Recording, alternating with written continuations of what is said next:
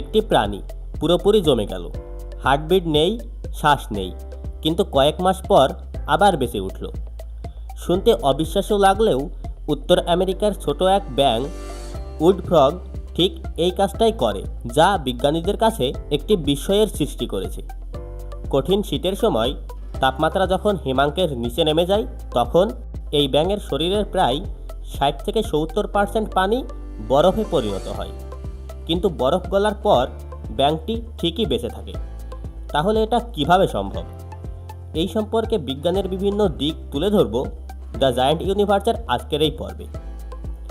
আপনি এই চ্যানেলে নতুন হলে অবশ্যই চ্যানেলটি সাবস্ক্রাইব করবেন।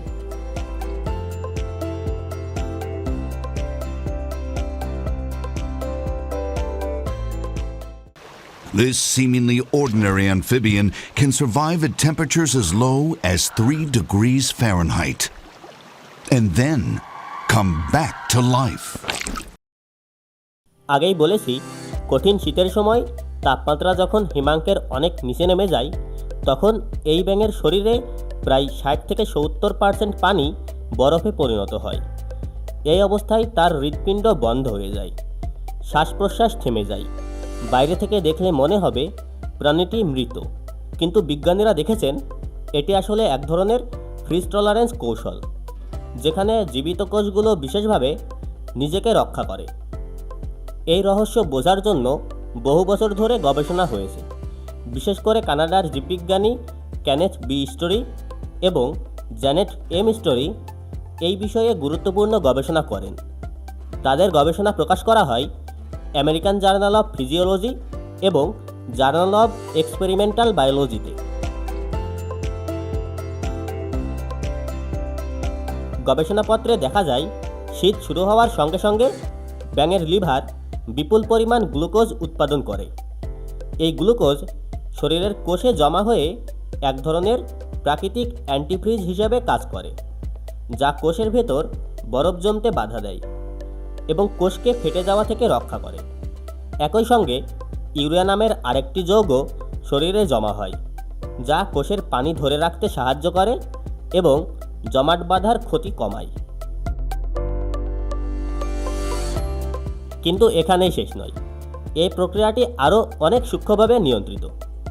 যুক্তরাষ্ট্রের মায়ামি ইউনিভার্সিটির গবেষক জন পি কোস্টাঞ্জো এবং রিচার্ড লি জুনিয়র দেখিয়েছেন, এই ব্যাঙের শরীরের বরফ জমা শুরু হয় বাইরে থেকে ত্বক এবং শরীরের ফাঁপা অংশগুলোতে।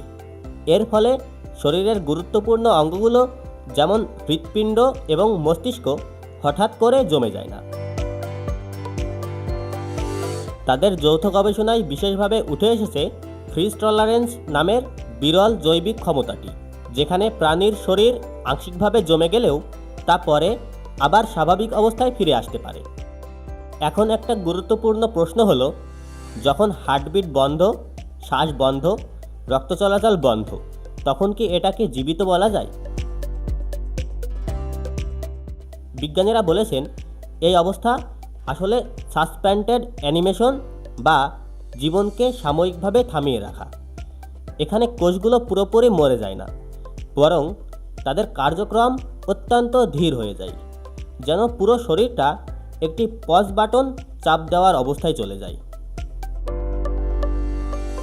একটু চিন্তা করেন, একটা প্রাণী যার শরীর মাসের পর মাস জমেছিল, সে হঠাৎ আবার জীবিত হয়ে উঠে দাঁড়াচ্ছে। যদিও বাস্তবতা হলো এই ব্যাঙটি মারা যায়নি, ব্যাঙটি মাসের পর মাস জমেছিল ফ্রিজ টলারেন্স নামক একটি কৌশলের মাধ্যমে। তবুও বাহ্যিক দৃষ্টিতে মনে হয় উড ফ্রগ এমন একটি ব্যাঙ যা ঠান্ডার সময় মারা যায় এবং কয়েক মাস পর আবার জীবন ফিরে পায়। অর্থাৎ সবশেষে আমাদের বলতেই হয়, প্রাণীগুলো আসলেই অদ্ভুত।